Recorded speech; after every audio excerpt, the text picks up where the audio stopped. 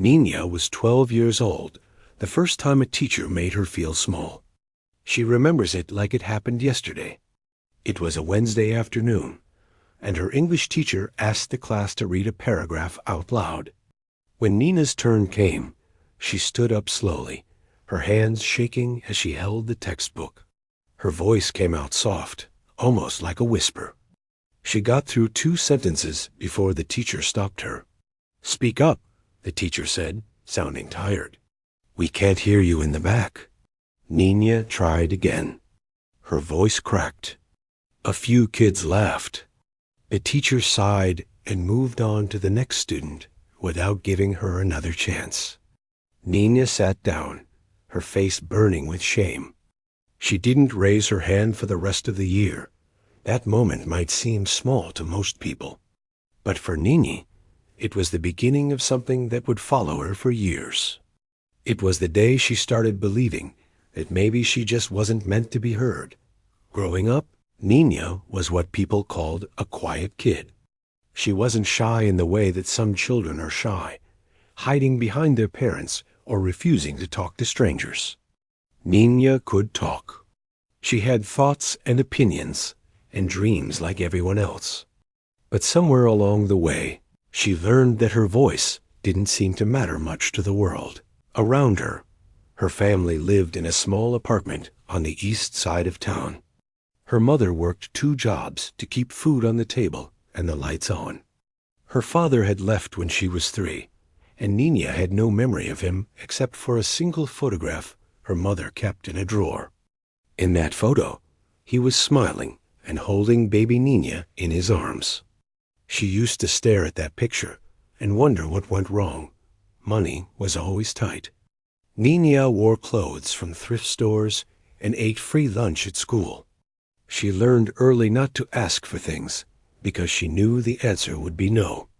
Not because her mother didn't love her, but because there simply wasn't enough. School should have been an escape. But it wasn't. Nina went to a big public school where it was easy to disappear if you weren't loud or popular or good at sports. She wasn't any of those things. She got average grades, not because she wasn't smart, but because she had stopped trying to stand out. What was the point? Every time she raised her hand, teachers seemed surprised she had something to say. Every time she spoke in class, her voice got lost in the noise of louder students. By the time she reached high school, Nina had perfected the art of being invisible. She sat in the back row of every classroom. She ate lunch alone in a corner of the library. She walked through the hallways like a ghost, unnoticed by the crowds of teenagers rushing past her. Her teachers barely knew her name. One time, during her junior year, her history teacher called her Nancy by mistake and didn't even correct himself when she quietly said, "It's Nina." He just nodded and moved on. She went home that day and cried in her room for an hour. The worst part was her music class. Nina loved music more than anything in the world. When she was alone in her room, she would sing along to songs on her phone, letting her voice fill the empty space around her. Singing made her feel alive. It made her feel like she was someone worth listening to. But her music teacher, Mr. Peterson, never saw that side of her. To him, Nina was just another face in the crowd, another average student with nothing special to offer. When the class did group activities, Nina always ended up playing the small parts, the background roles that nobody cared about. When Mr. Peterson needed someone to perform a solo, he always picked the same handful of students, the confident ones, the loud ones, the ones who demanded attention. One day, Nina worked up the courage to ask Mr. Peterson if she could audition for a solo in the upcoming school concert. She had practiced for weeks, singing the same song over and over until she knew every note by heart. Her hands were sweating when she approached his desk after class. "Mr. Peterson," she said, her voice barely above a whisper, "I was wondering if I could try out for the solo." He looked up from his papers, surprised, like he had forgotten she existed. "The solo?" He repeated. "Nina, That's a very demanding piece.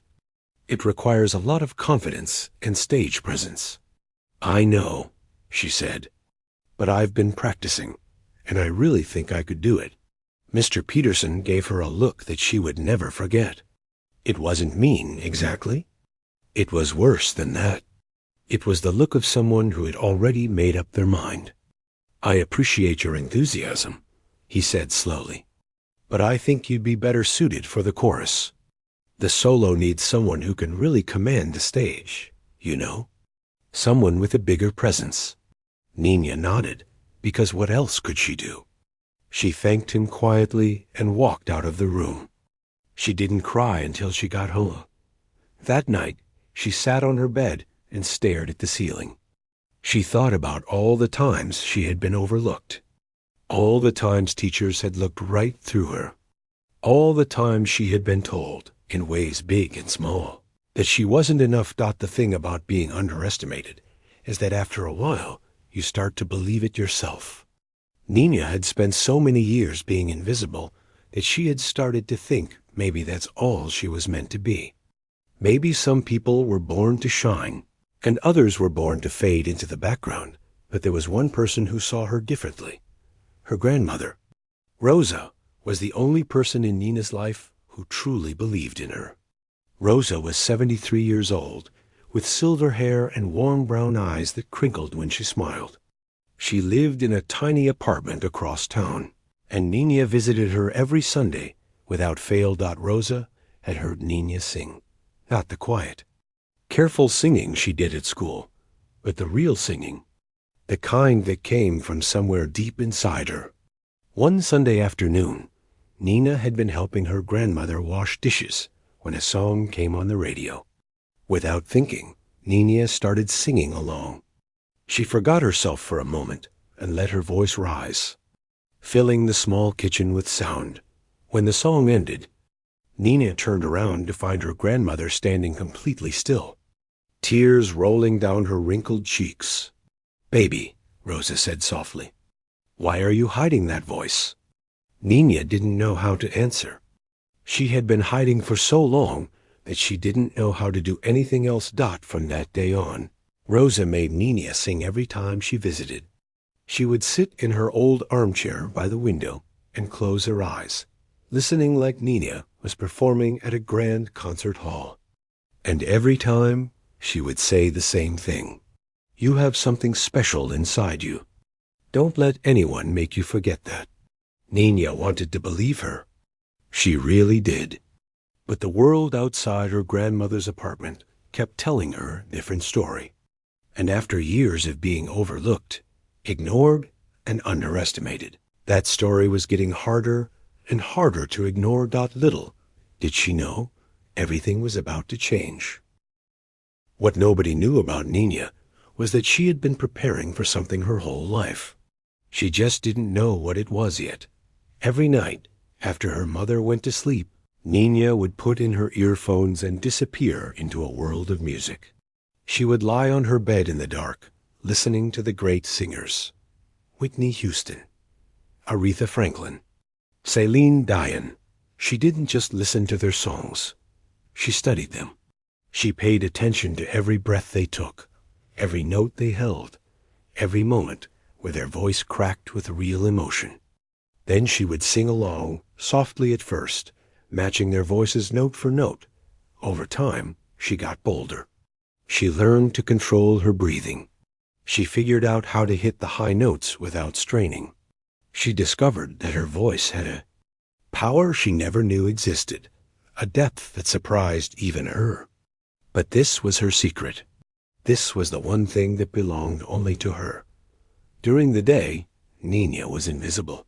But at night, alone in her room, she was someone else entirely. She was a singer. She was an artist. She was everything the world refused to see. Nina started watching videos online about vocal technique.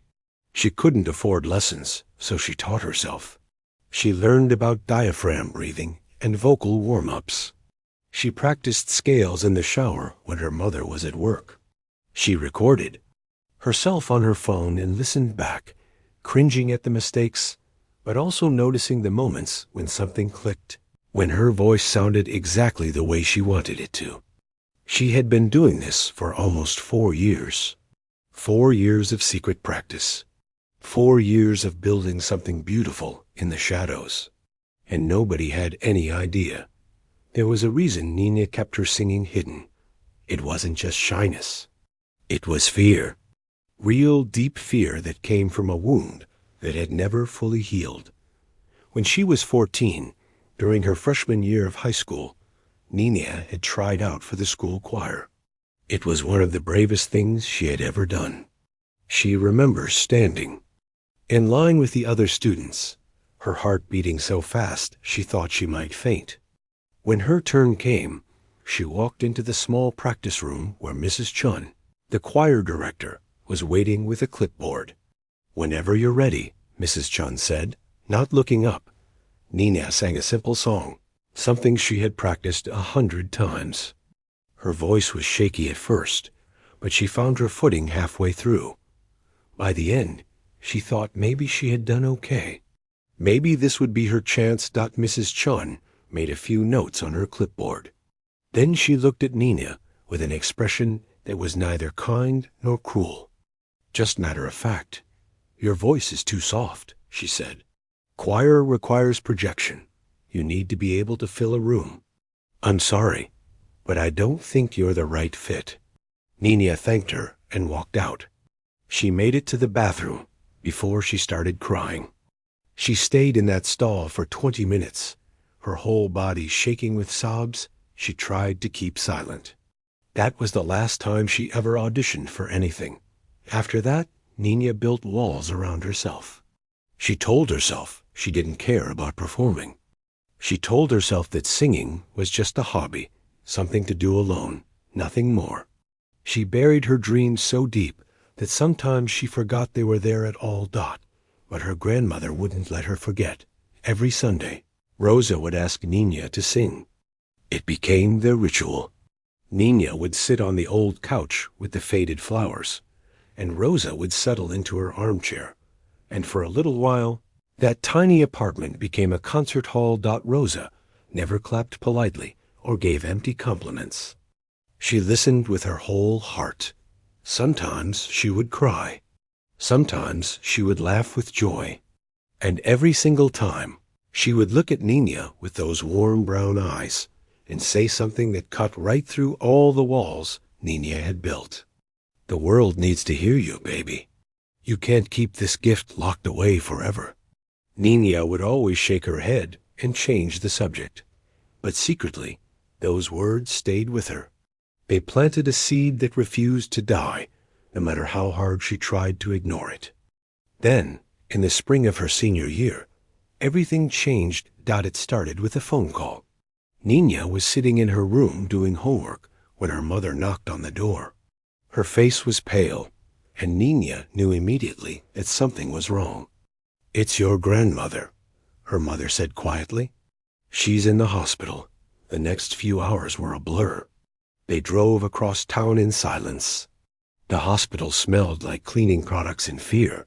When Nina finally saw her grandmother lying in that bed, looking so small and fragile under the white sheets, something inside her broke. Rosa had suffered a stroke. The doctors said she was stable, but her health was declining. She was 73 years old, and her body was getting tired. Nina sat beside her grandmother's bed and held her hand. Rosa's eyes fluttered open, and when she saw Nina, she smiled that same warm smile she always had. "Don't look so sad," Rosa whispered. "I'm not going anywhere yet." But they both knew the truth. Time was no longer something they could take for granted. Over the next few weeks, Nina visited her grandmother as often as she could. They talked about everything and nothing. They watched old movies together. And of course, Nina sang. She sang softly, sitting beside the hospital bed, her voice filling the sterile room with something warm and alive. One afternoon, Rosa grabbed Nina's hand with surprising strength. Her eyes were serious in a way Nina had never seen before. "I need you to promise me something," Rosa said. Anything, Nina replied. Stop hiding. Stop letting people who don't know you decide who you are. Rose's voice was weak but firm. You have spent your whole life being invisible because it felt safe. But safe isn't living, baby. Safe is just waiting to die. Nina felt tears streaming down her face. She wanted to argue, to explain all the reasons why it wasn't that simple. But she couldn't, because deep down, she knew her grandmother was right. There's a talent show at school, Nina heard herself say. It's in 3 weeks. Rose's eyes lit up. And I've been thinking about signing up, but I don't know if I can do it. Rosa squeezed her hand. You can. You've been ready for years. You just didn't know it. That night, Nina went home and lay awake for hours. She thought about all the times she had been overlooked. She thought about Mrs. Chun telling her she wasn't good enough. She thought about Mr. Peterson and his look of dismissal. She thought about every moment she had shrunk herself to fit the small space the world had given her. And then she thought about her grandmother, lying in that hospital bed, believing in her with every fiber of her being. The next morning, Nina walked into school with her heart pounding. The sign-up sheet for the talent show was posted on the bulletin board outside the main office. She had walked past it a dozen times over the past week, always finding an excuse not to stop Dot, but today was different. Today she stopped. Her hand was trembling as she picked up the pen. She could hear students walking past her, laughing and talking, completely unaware of what she was about to do. For a moment, she almost put the pen down. The old voice in her head whispered that she wasn't good enough, that she would embarrass herself, that she should just stay invisible where it was safe. And she thought of Rosa. She thought of those words. Safe isn't living. Nina wrote her name on the list. She put down the pen and walked away before she could change her mind. Dot. It was done. There was no going back now. Dot. In 3 weeks, she would step onto that stage. And for the first time in her life, she would let the world hear who she really was. She just had no idea how much that moment was going to change everything. The 3 weeks before the talent show were the longest of Nina's life. Every morning, she woke up with a knot in her stomach. Every night, she went to bed with her mind racing. She had done something terrifying. She had put her name on that list, and now there was no way to undo it. The whole school would see her. The whole school would judge her. And the thought of that made her want to disappear. She almost took her name off the list 4 times. The first time was just 2 days after she signed up. She was walking past the bulletin board when she saw a group of popular girls looking at the list and laughing about something. Nina's heart dropped. Were they laughing at her name? Did they think it was a joke that the quiet girl from the back row thought she could perform? She stood there frozen, her hand halfway reaching for the pen to cross out her name. But then one of the girls said something about another student, someone else entirely, and they walked away without even glancing at Nina. She let out a breath. She didn't. No, she was holding and kept. Walking got the second time was a week later. Mr. Peterson announced in music class that he was excited about the talent show and couldn't wait to see the real performers show what they could do. He listed off a few names of students he expected to do well. Nina's name wasn't one of them. He didn't even look in her direction. It was like she hadn't signed up at all. That night, Nina cried into her pillow and told herself she was making a huge mistake. Who was she kidding? She was nobody. She had always been nobody. One performance wasn't going to change that. Dot, but then she visited her grandmother the next Sunday. And Rosa asked her about the talent show with so much hope in her eyes that Nina couldn't bring herself to say she was thinking of quitting. Instead, she smiled and said everything was fine. She was practicing. She was ready. Dot, it wasn't entirely a lie. She was practicing. Every single day, Nina had chosen her song carefully.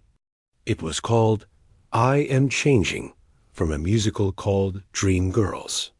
She had watched the movie version dozens of times, studying the way the actress performed it, the way the song built from something soft and vulnerable into something powerful and unstoppable. The lyrics told the story of someone who was finally ready to become who they were meant to be. It felt like the song had been written for this exact moment in her life. She practiced in her room with her earphones in, singing along to the instrumental track she had found online. She practiced in the shower, letting the sound of the water cover her voice. She practiced in her head during class, mouthing the words silently while the teacher talked about things she couldn't focus on. But practicing alone was different from performing in front of people. Nina knew that. And the closer the talent show got, the more terrified she became. The night before the performance, Nina couldn't sleep. She lay in bed staring at the ceiling, her whole body tight with anxiety. Her mind kept playing out every possible disaster. What if she forgot the words? What if her voice cracked? What if she opened her mouth and nothing came out at all? What if everyone laughed? She picked up her phone and looked at the time. It was almost midnight. She knew she should try to sleep, but her brain wouldn't stop spinning. Without really thinking about it, she called her grandmother. Rosa picked up on the third ring. Her voice was tired but gentle. "Baby, what's wrong?" "I can't do it," Nina whispered. "I thought I could, but I can't. I'm going to mess up in front of everyone. They're all going to see what the teachers already know, that I'm not good enough." There was a long pause on the other end of the line. Nina could hear her grandmother breathing slowly, probably sitting up in her hospital bed, probably looking out the window at the dark sky. "Do you remember when you were 7 years old?" Rosa finally asked. Nina frowned. "What do you mean?" "You probably don't remember this, but when you were 7, your mother brought you to visit me, and there was a thunderstorm. You were so scared. You hid under my kitchen table and wouldn't come out." Nina did remember vaguely. She remembered the sound of the thunder shaking the windows, the flash of lightning that lit up the room. "I sat down on the floor next to that table," Rosa continued, "and I asked you what you were afraid of. You said you were afraid the thunder was going to hurt you. And do you know what I told you?" "No," Nina said softly. "I told you that thunder is just noise. It sounds scary, but it can't touch you. It's the lightning that has power. And I said that you, my little Nina, you are the lightning. Not the thunder. The lightning." Nina felt tears sliding down her cheeks. She didn't even try to wipe them away. "Those people at your school," Rosa said. "The teachers who overlooked you. The students who don't know your name. They are just thunder, baby. They make a lot of noise, but they don't have any real power over you. You are the lightning. You have the power. You just have to stop being afraid to use it." Nina couldn't speak. She just held the phone and cried quietly, letting her grandmother's words sink into her bones. "Are you still scared?" Rosa asked. "Yes," Nina admitted. "Good. That means you're about to do something that matters. Fear isn't the enemy, baby. Letting fear make your decisions for you, that's the enemy. You can be scared and still be brave. You can be terrified and still walk onto that stage. Those things can exist together." Nina took a shaky breath. "What if I fail?" "Then you fail," Rosa said simply. "And then you wake up the next day and you keep living. Failure isn't the end of the world. But never trying? That's the thing you'll regret forever. I don't want you lying in a bed like me someday, wondering what would have happened if you had just been brave enough to try." They talked for another 20 minutes. Rosa told her stories about her own life, about times she had been scared, about risks she had taken, and ones she wished she had taken. By the time they said goodnight, Nina felt something different inside her chest. The fear was still there, but it wasn't alone anymore. There was something else now. Something that felt like determination. Nina got out of bed and stood in front of her mirror. She looked at herself, really looked, for the first time in a long time. She saw a girl with tired eyes and messy hair. A girl who had spent years trying to be invisible. A girl who had let other people's opinions become her truth. But she also saw something else. She saw her grandmother's eyes looking back at her. She saw the lightning that Rosa had always believed was there. She practiced her song one more time, not quietly, not holding back. She let her voice fill the room, let it bounce off the walls, let it become something real and powerful. When she finished, she was breathing hard, but she was smiling. Tomorrow, she would walk onto that stage. Tomorrow, she would open her mouth and let out everything she had been holding inside for 18 years. Maybe it would be a disaster. Maybe she would freeze. Maybe everyone would laugh. But maybe, just maybe, they would finally see her. Nina laid out her clothes for the next day. A simple black dress that her mother had bought her for a funeral 2 years ago. It was the nicest thing she owned. She set her alarm for 6 in the morning, even though she knew she probably wouldn't sleep. Then she lay back down and closed her eyes. Tomorrow, everything would change. She just didn't know how much. The day of the talent show arrived like a train. Nina couldn't stop. She woke up before her alarm went off. Her eyes opened at 5:30 in the morning, and she knew immediately that she wouldn't be able to fall back asleep. Her stomach was doing flips. Her hands felt cold even though her room was warm. This was it. The day she had been dreading and hoping for all at once. She went through her morning routine like a robot. Shower. Breakfast she couldn't eat. Getting dressed in her simple black dress. Looking at herself in the mirror and trying to recognize the girl staring back at her. Her mother noticed something was different. "You okay, baby?" she asked as Nina grabbed her bag to leave for school. Nina almost told her everything. She almost said that tonight she was going to do something crazy, something that terrified her, something that could either change her life or destroy what little confidence she had left. But instead, she just nodded and said she was fine. She didn't want her mother to worry. And part of her was afraid that if she talked about it out loud, she might lose her nerve completely. School that day was a blur. Nina sat through her classes without hearing a single word the teacher said. Her mind was somewhere else entirely. It was on that stage.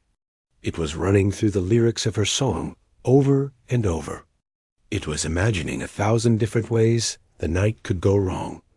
During lunch, she hid in the bathroom and practiced her breathing exercises. In through the nose, out through the mouth.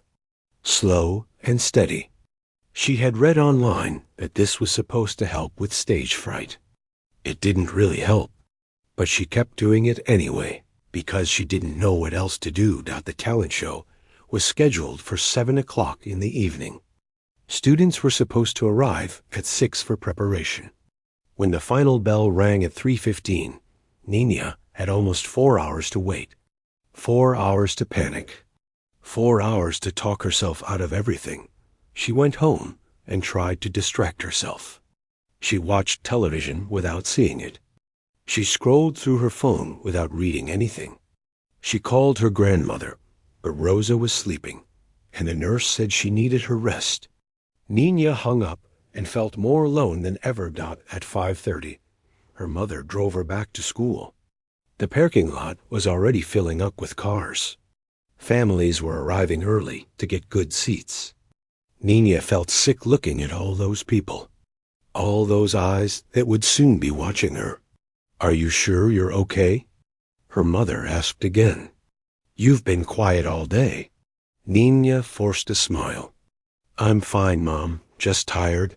She got out of the car and walked toward the auditorium entrance. Her legs felt like they belonged to someone else. Every step brought her closer to the moment she couldn't take back. Backstage was chaos. Students were warming up, fixing their costumes, running through their acts one last time. Nina found a quiet corner and tried to make herself small. Nobody paid any attention to her. Nobody even seemed to notice she was there. For once, being invisible felt like a blessing. She peeked through the curtain at the auditorium. It was filling up fast. Hundreds of seats, and most of them were already taken. She saw parents with cameras. She saw students from school sitting in groups, talking and laughing. She saw teachers finding their places in the reserved section near the front. And then she saw him, Mr. Peterson.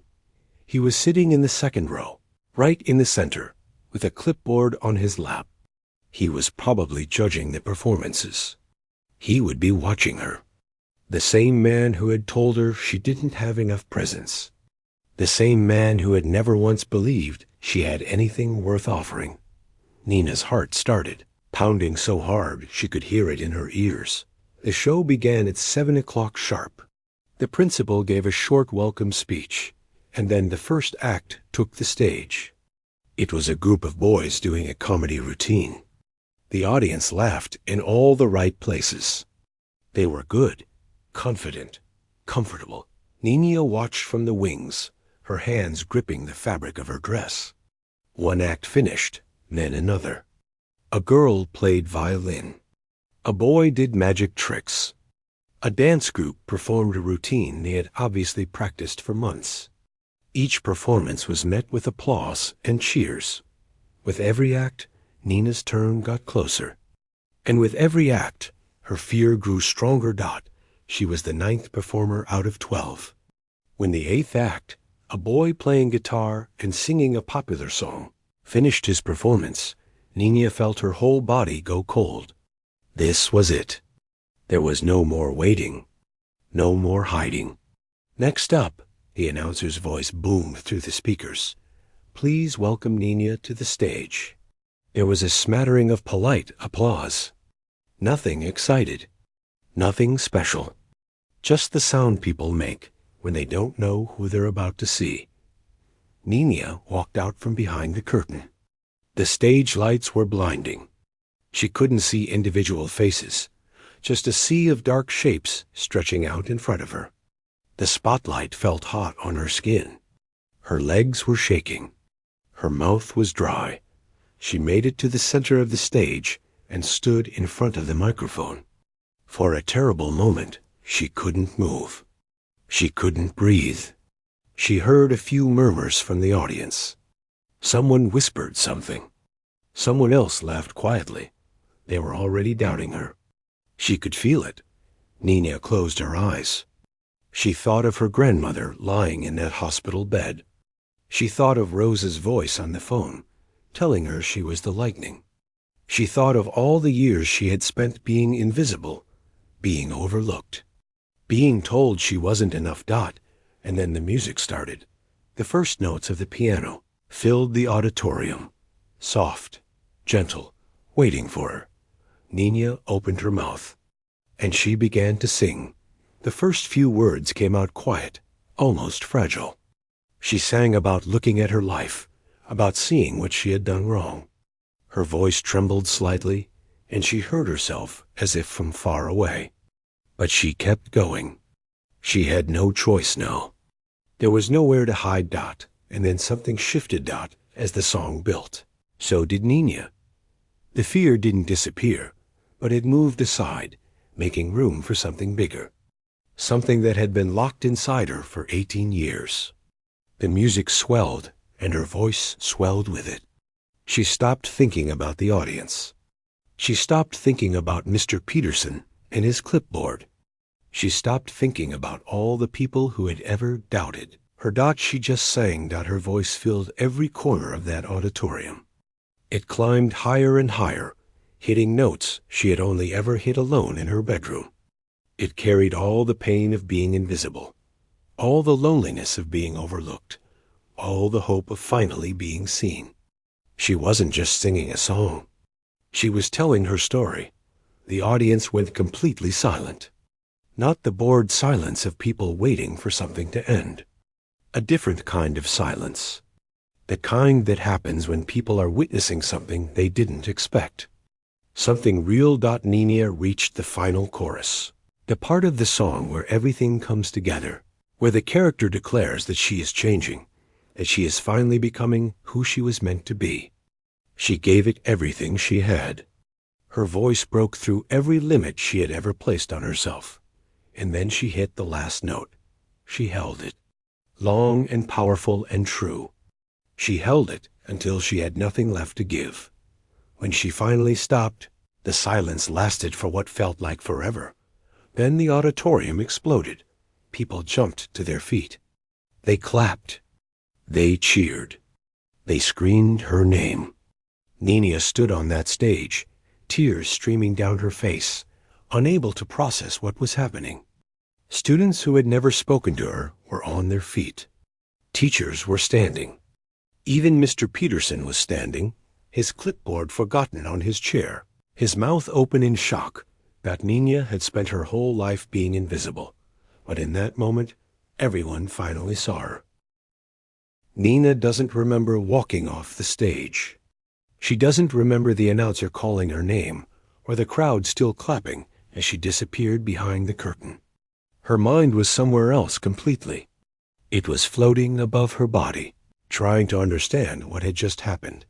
She found a quiet corner backstage and leaned against the wall. Her legs finally gave out, and she slid down to the floor.